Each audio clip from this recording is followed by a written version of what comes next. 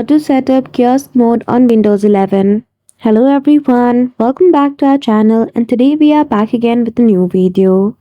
So without any delay, let's get into it. For that, firstly open Settings application. So simply use shortcut key Window plus I to open Settings. Go to Account from left hand side menu and choose the option of Other Users. After that, you will see the option of Kiosk. Simply click on Get Started. A prompt will appear to create an account. Firstly, provide the name for your kiosk. Then after click on Next, choose any one of the application that you want to choose as a kiosk app. I'm simply choosing Microsoft Edge here. Then click on Next. Now, simply choose the option of digital sign or interactive activity and provide the website link which will appear in full screen once you open Microsoft Edge.